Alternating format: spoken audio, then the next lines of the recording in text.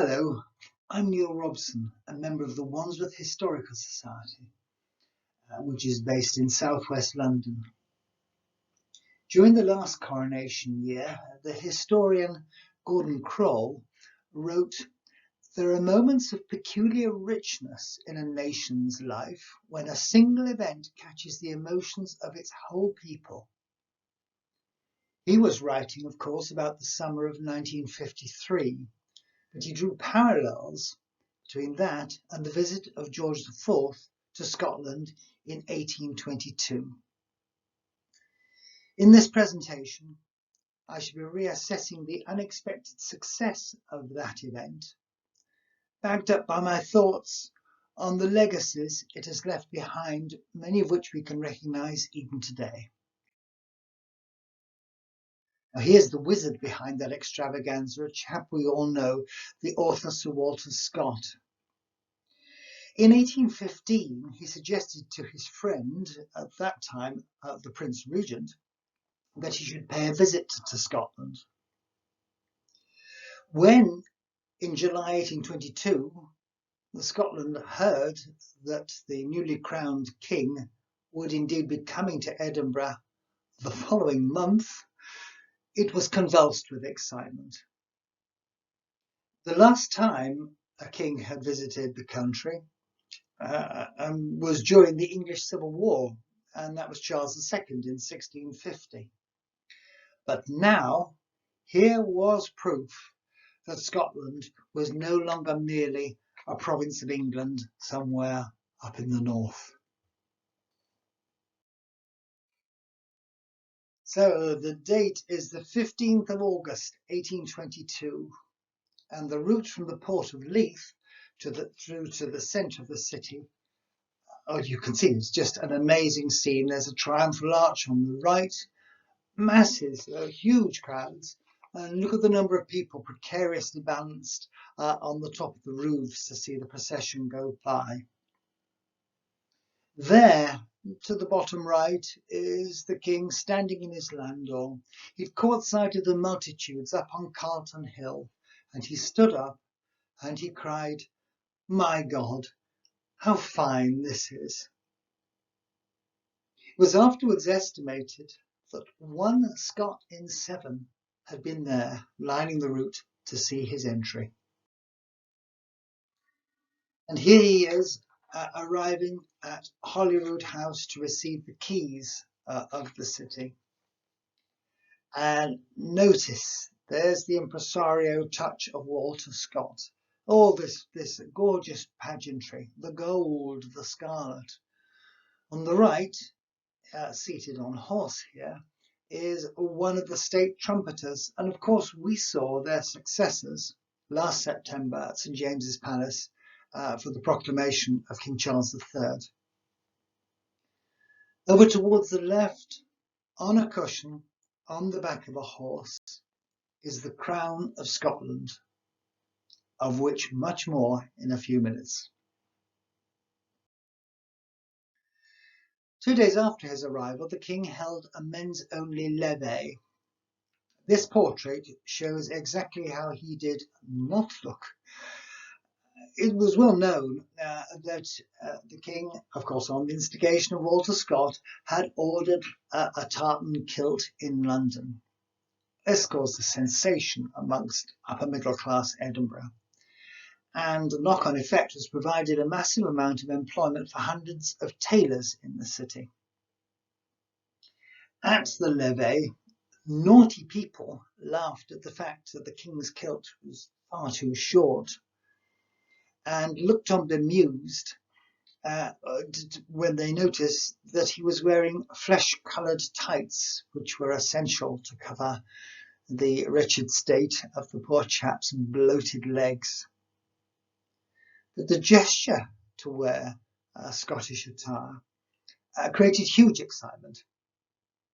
When 2 days later there was a ladies' drawing room, Lady Salton was horrified at the thought of the indecency of having to curtsy to a man in a kilt. But I'm delighted to see that it raised this witty response from this personage, Lady Dalrymple Hamilton. And hearing Lady Sultan's remark, she said, "If the king is to be here for so short a time, I think the more we see of him, the better." In the event, he turned up in Field Marshal uniform. 2 days later was the climax of the entire event, orchestrated, of course, by Walter Scott. It was the carrying in state procession of the Crown of Scotland, the principal part of the honours of Scotland, the crown jewels of that country. We transferred along the Royal Mile, accompanied by the King, of course, from Holyrood House to Edinburgh Castle. Most recently, we have seen that crown placed on the coffin of Queen Elizabeth II at St Giles Cathedral last September. Scott knew that the honours were somewhere in the castle, though he needed to discover where they were. In 1818, he finally found them with others. But of course, they were indoors, so large numbers of people could not easily see them. But here, in 1822, was the moment which he was waiting for, one that he created for his countrymen in large numbers to actually see the crown. And despite the steady drizzle, massive crowds gathered, and there was wild cheering. Was that cheering for the crown, or was it for the king? Well, it's 2 centuries ago. It's an awful long time. I don't think we can be certain one way or the other. Eventually, they arrived at the castle, by which time it was raining quite heavily. But King George caught the spirit of the moment, because he went up onto the ramparts. You can see him, a small figure with his hat high in the air. An aide came forward with an umbrella. "No, no, no," he said. "No, no, I must cheer the crowd." And indeed he did 3 times.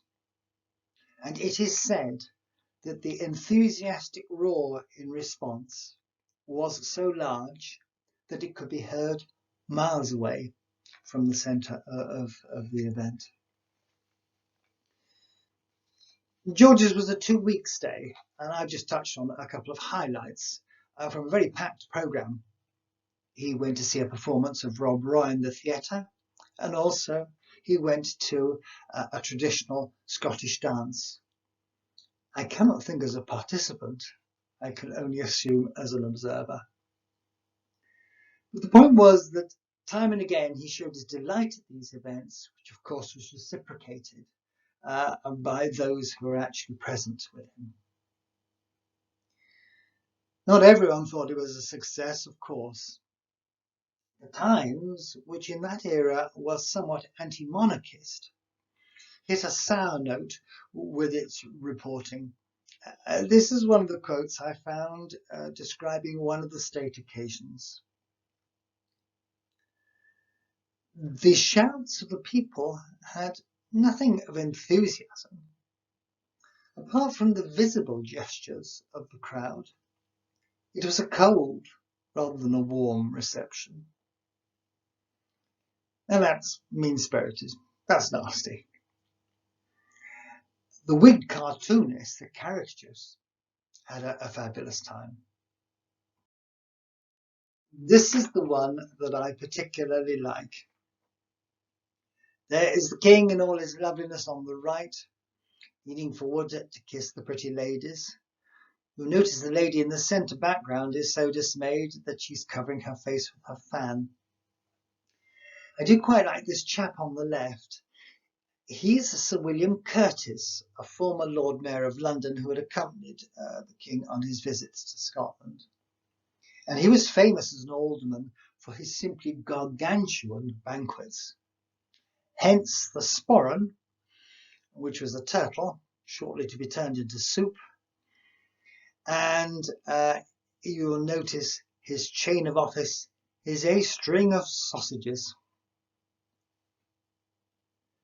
But others The visit had proved to be a success, to the extent of which I really believe they probably could not, scarcely comprehend at the time. Their king had been in their midst. His follies, his foibles had all been forgotten, and people were overcome by the unexpected sureness of touch with which he had reflected back the fervour which had been shown to him by these enormous crowds. That's a long time ago. Here we are 2 centuries on. Now, come on, let's have a reality check.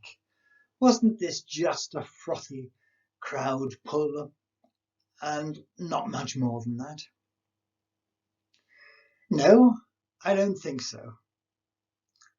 I recognise it had left a legacy, this visit, at 2 levels.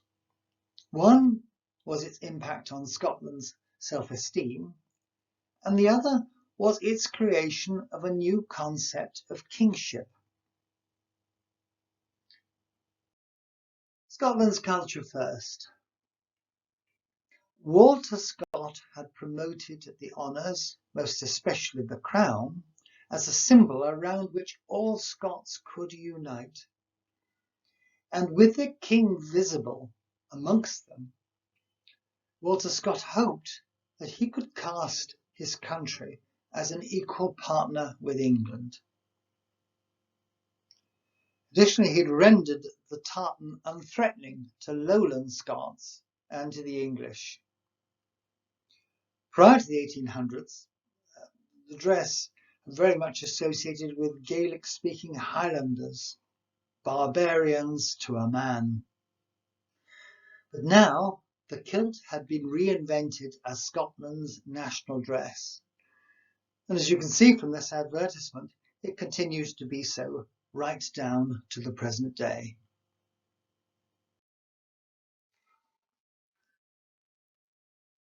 Most of us, of course, we've lived through the latter part of the 20th century, and we've come to accept it as a given. We've taken for granted that kings and queens go forth and conduct modern, high-profile visits amongst the people.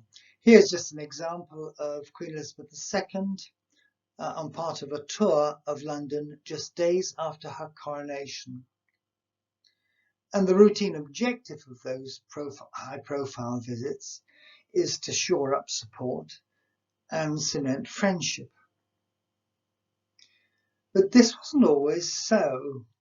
Such expectations of the sovereign can be dated back to George IV's visit to Scotland in 1822.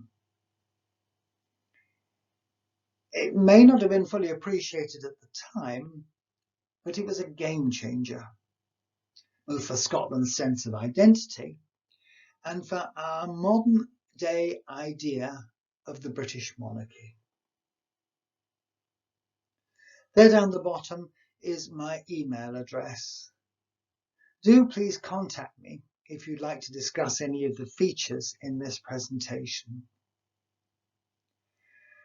As we live through the first British coronation year for 7 decades, I hope that many of you will draw from it some really happy memories that stay with you for a long time to come.